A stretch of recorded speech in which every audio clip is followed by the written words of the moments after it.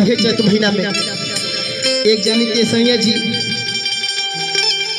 बंगाल में नौकरी के रेल बड़ा और जैसे आवत देखे मेहररुआ बड़ी परेशान भी है भैया कहती भावे कि राजा जी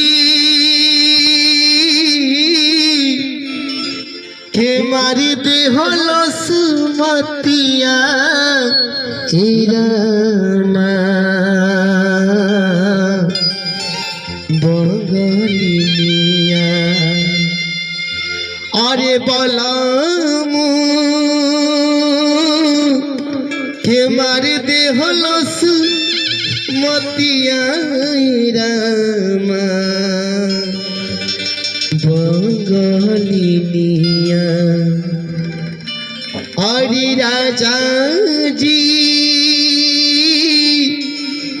कि मर दे होलस मतिया हिरामा बंगलिया हरि स्वामी जी कि मर दे होलस मतिया हिरामा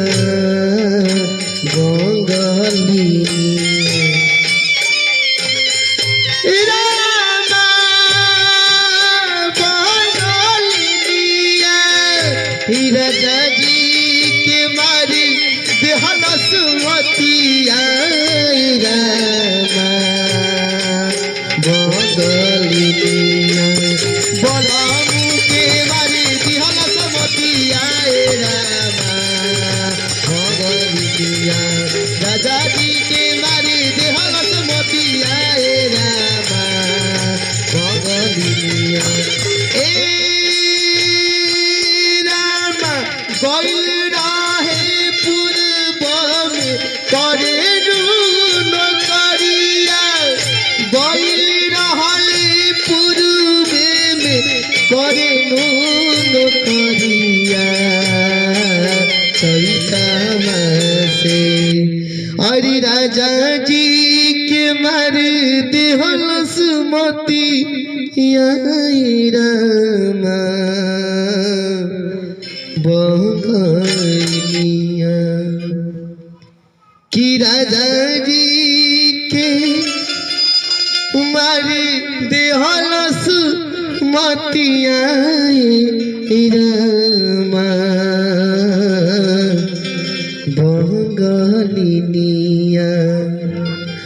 कि राजा के मारी देहलस मतिया रामा बंगलिया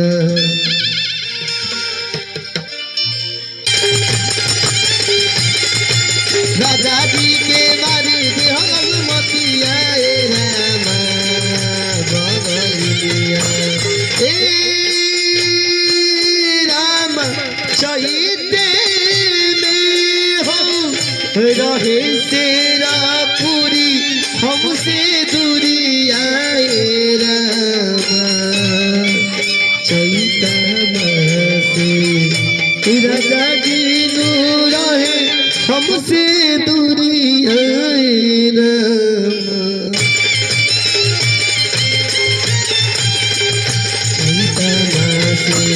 राजा जी के मार ले होलस मतिया